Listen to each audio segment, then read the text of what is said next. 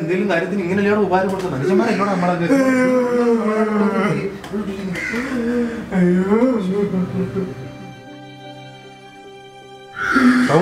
ഇങ്ങനൊക്കെ വരുമ്പോഴേ ഇവിടെ വരുന്ന കാര്യമൊക്കെ പലത്തൈകളെ കരയാതെ അച്ഛൻ മരിച്ചു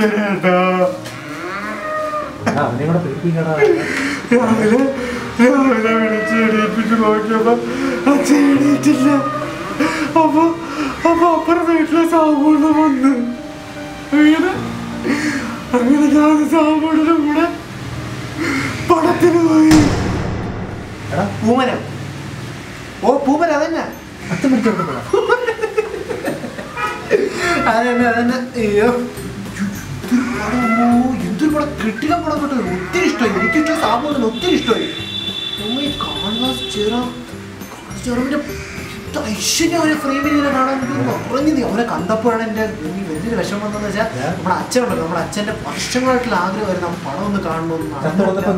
നടന്നില്ല. ഭയങ്കര പാവത്തിന് വലിയ വർഷങ്ങളായിട്ടുള്ള ആഗ്രഹമായിരുന്നു. ഡയറക്ഷൻ എന്ന് പറഞ്ഞാൽ ഇതാണ്. ഓരോ പടം കഴിഞ്ഞ് ഇങ്ങനെ മുന്നിലോട്ട് വരണം, മുന്നിലോട്ട്. ഇത്ര രസമായിരുന്നു. ബീജിയം എന്തൊരു രസം. രോമാഞ്ചമൊക്കെ അടിച്ചിട്ടുണ്ടല്ലോ.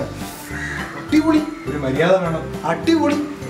ഒരു 10-12 പാട്ടുണ്ട്. 10-12 പാട്ടുണ്ടായിട്ട് നമുക്കത് ഫീൽ ചെയ്യുന്നില്ല. അതാണ് കാര്യം. നമ്മളാ ഫിലിമിലോട്ട് ആയി പോവാണ്. അതാണ് രസം. ക്യാമറ വർക്ക്, ജ്ഞാനത്തിന്റെ ക്യാമറ വർക്ക് അടിപൊളി. അതിന്റെ എഡിറ്റിംഗ് അടിപൊളി. ജോജു ജോർജിന്റെ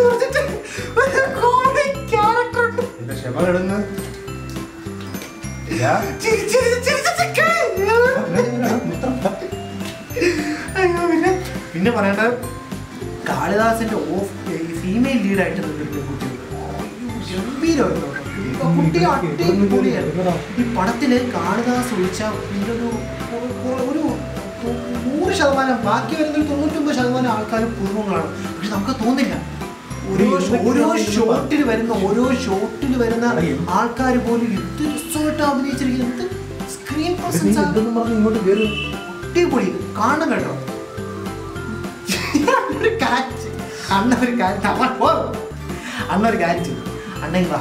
അണ്ണൻ വന്നിട്ട് നമ്മൾ അടക്ക് കഴിഞ്ഞിട്ട് അച്ഛൻ്റെ അടക്ക് കഴിഞ്ഞിട്ട് നമുക്ക് സെക്കൻഡ് ഷോയ്ക്ക് പോവാം.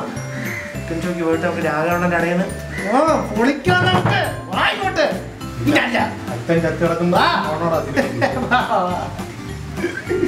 അയ്യോ മരണ വീട്ടില് വിതിരയിലെ കുഞ്ഞമാലൊക്കെ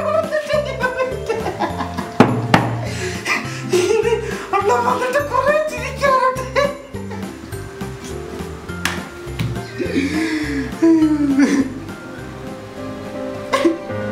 അടിച്ചിട്ടുണ്ടോടാ